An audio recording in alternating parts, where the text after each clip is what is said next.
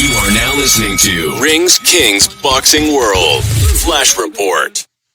Big ups to the fan. Appreciate y'all being in the live, man. Ring Kings Boxing. I'm Big Q chiming in on this episode of Ring Kings Boxing, man. To recap, Boots Ennis puts both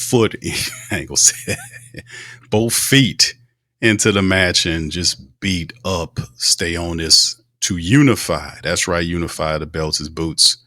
Trying to make his claim as, being one of the great welterweights within that realm, and he has a good opportunity. The two previous fights we seen with Boots Ennis was a little, not so much, really interesting, but this one here, he kind of dialed in and really just handled the business, beating a very good fighter in Stanionis, who was a champion, man. So Boots Ennis defeated Stanionis by a 6-round TKO. He basically quit on his stoop. He got beat up pretty good. Boots was really working the body area. You could see those shotgun jabs he was hitting Stanionis with was really written in his body, kind of cut up his face a little bit and kind of gave Stanionis a good beat down in the fight, man. He beat his body up something fierce.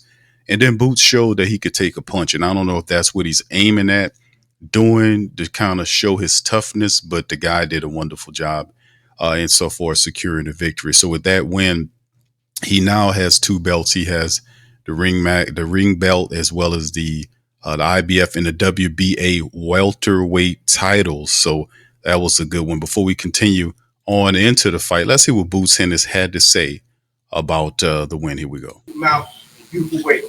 What's next for you? What you want? Right now, like I said, I'm gonna enjoy my win. I'm enjoy my win, chill with the fam. Enjoy this IBF, the WBA, and Ring Magazine. Sit back and talk to the team. We'll see. You showed off a lot of talent, your defense tonight, but it also seemed like you had a lot of fun tonight. And that was something that you really wanted to do. Show off the fun side along with the defense and along with offense. For sure, that's like I said before. I don't want to sound repetitive, but when I fight top of the line guys, good guys, that's what you're gonna see. You're gonna see a whole different me. When I'm in the ring, I'm in my heavy place. So, when I got a top guy and I'm fighting for something, it's a whole different story. Can't nobody mess with me. How's it feel to win the title here in Atlantic City, especially the crowd support you got here from the Philadelphia fans? I feel great. Iconic place. It's a blessing to be able to fight here at Borough Hall. And Eddie, one thing that's staring at you when you were going back to the corner, when you both were going back to the corner, based on that, were you surprised when the fight was stopped at that point, or did you have to get out of that point?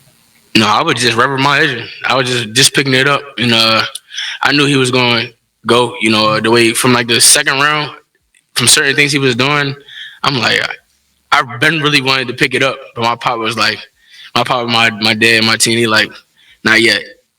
Just take your time, chill, have fun, and stick to the game plan, let it come.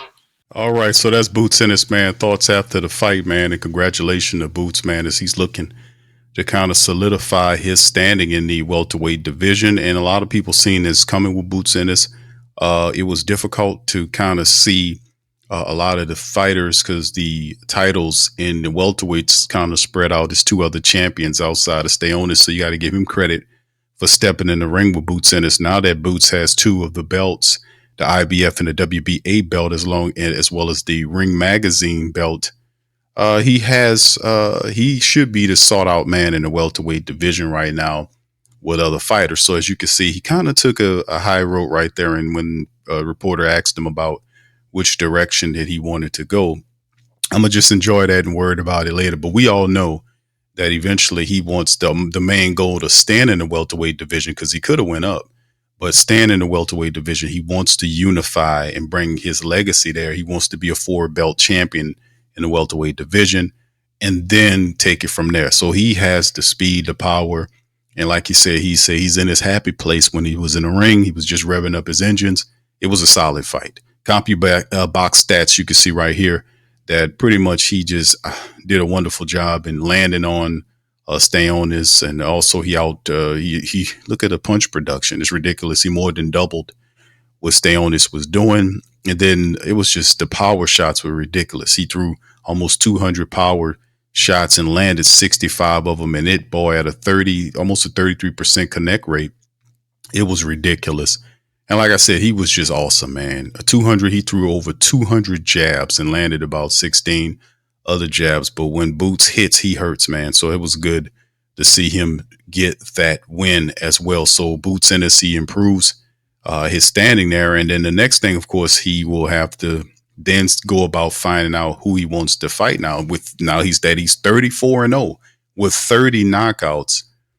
This will be interesting to see which direction that Boots goes in. And you got to look around and say to yourself, man, with the rest of the welterweight division, I know people are talking about him facing Virgil Ortiz or something like that. But me personally, I think the Boots' main goal, and Eddie Hearns is his promoter, knows that Eddie wants to set up the fights that makes the most sense. And I think, if you want to unify the title, then you have to be able to go on and take on the likes of guys like Brian Norman Jr. or Mario Barrios. Those are the other two guys. Brian Norman Jr., he has the WBO title, and Mario Barrios has the WBC title. So if you're looking, that is the direction in which you want to move if you're Eddie Hearn, and that's total unification, undisputed welterweight situation. So that is the next moves for him. And shout out to our reporters at Oscar Cabrera at the whothatdaily.com, writing a boxing drop down as he talks about with this performance. And Ennis not only unifies the titles, but sent a clear message to the welterweight division that a new king has arrived as he sets his sight on the future potential blockbuster matchup against fellow champions WBO title holder Brian Norman Jr. or WBC champion Mario Barrios, which could be on the horizon. Additionally, could be a super fight with Devin Haney, as well as some other ones there. But if unification is the thing, and by all indications, that is indeed what Boots wants to do, then you can definitely see a lot of steam pick up for a potential fight with maybe Mario or Brian. We know that they tried to set up the match where Brian Norman Jr. was a lot of going back and forth between those guys to get it done. Maybe Norman Jr.'s team will be more enthused or motivated now that he has two titles or multiple titles now, where they can say, yes, we're taking him serious. Or I think probably the Barrios fight probably would make more sense. Might get easier done, but we'll know about what's going on with Jared Boots Ennis as his quest to unify the welters continue. So with that being said, we're going to get out on that. I'd like to thank all you guys for chiming in on this episode of Ring Kings Boxing. Do us a service. Please feel free to hit the like button, hit the subscribe button. By all means, feel free to share the show on your social media feed as well as Ring Kings Boxing. Man, we're here representing the Fight Nation. So y'all do y'all thing, and I'm going to holler at y'all on the next one. Much love. Peace. Subscribe now and make Ring Kings Boxing your source for all the latest fight news.